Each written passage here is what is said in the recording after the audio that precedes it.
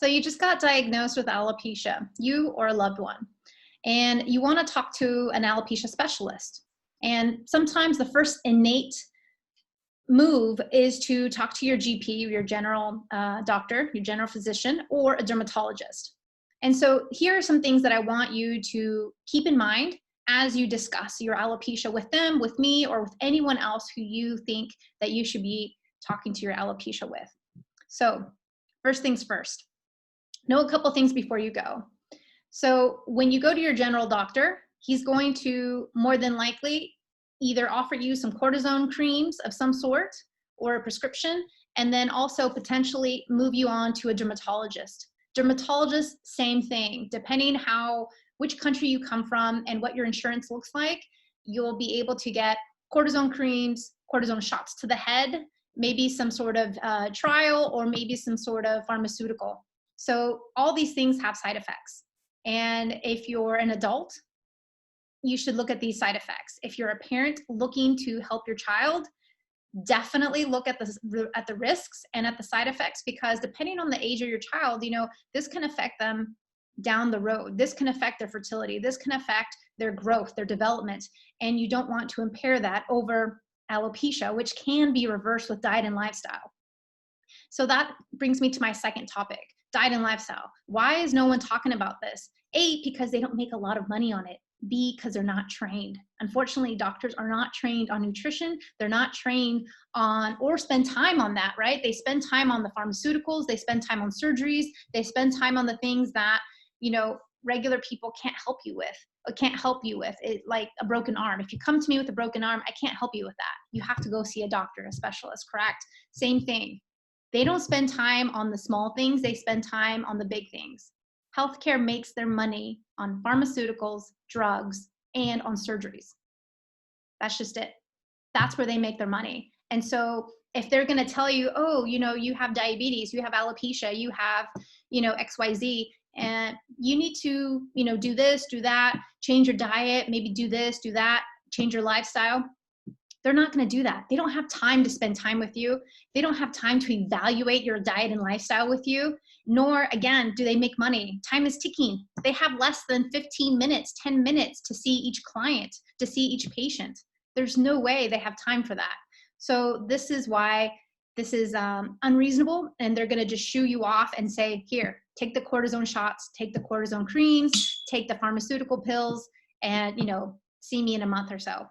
And so if you take this approach, I would highly recommend you grab my free download. It's on my website, alopiciaangel.com. With this free download, you can actually see all the side effects and risks that are to each common alopecia treatment that's out there currently.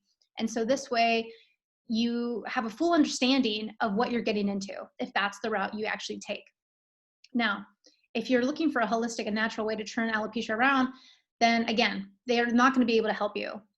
But the success rate is something that I would also want you to discuss. So whether you're speaking with me or with someone else, you would want to know what's the success rate, having problems there. What's the success rate of your type of alopecia? Is it, totalis? Is it universalis? Is it AGA? Is it scarring? Is it, areata? What type of alopecia is it, and what is their success rate that they've seen? Not just what journals have said, but what they've seen with that type of procedure or that type of protocol.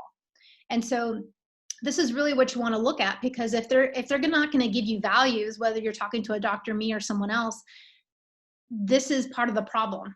You're also going to be spending your money and wasting your time into a treatment that doesn't have results. And so what do you want? You want results, right? You want to spend money and time where you're going to get results. And so ask those questions. What is the success rate for your type of alopecia with that type of treatment? And not just general treatment, but long-term treatment. Because a lot of times you can use the cortisone cream or the cortisone shots and hair grows back for sure. But long-term, it doesn't help. Long-term, it's not a cure. Long-term, it's not the true healing key to success. What it is just a Band-Aid. And this is what they also are probably not going to tell you. And so, because it looks bad on their own industry. They're just supplying you because that's what they have in their toolkit. And so this is the second part of that. Evaluate, pros and cons to each, evaluate what the success rate looks like for that type of alopecia. And then, start to see what other questions you can ask. Another question I would ask would be, how many people have you treated with alopecia? Because, dermatologists, maybe they're specifically looking at people with acne. Maybe they're specifically looking at people with, lice or other different types of skin disorders, and maybe not necessarily alopecia. It's very different having someone who only dedicates themselves to alopecia versus someone who sees a variety of people with, acne and this and that, and not focused on alopecia. That's what you want. You want someone focused. If you had that broken arm, wouldn't you want to go with somebody who is at the top of their level and the full expert on broken arms and who can help you, and not just someone who's going to slap a cast on you and say, all right, you're good to go. See you in 6 months. You want somebody who's going to be thorough, who's going to be efficient, who understands loopholes, who understands how to get you healing quicker and faster.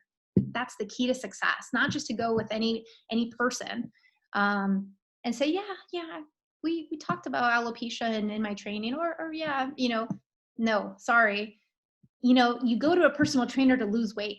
You don't go to the mechanic to lose weight. You go to the mechanic for your car. You don't go to the supermarket attendant for your car issues, right? Same thing. You want to go to the specialist. All right. So focus of treatment. You want to ask questions. Are there any side effects? What does treatment look like in depth? And if you're a parent, I would ask that you be involved. And how involved are you? And how long does your child need to be on this protocol for?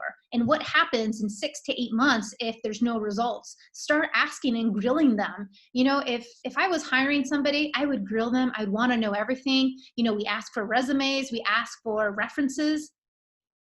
The same thing should happen if you're a parent and you're looking to get alopecia healing for your child. You want to ask these questions. You want to dig deep, because any mistake can have repercussions later on in life.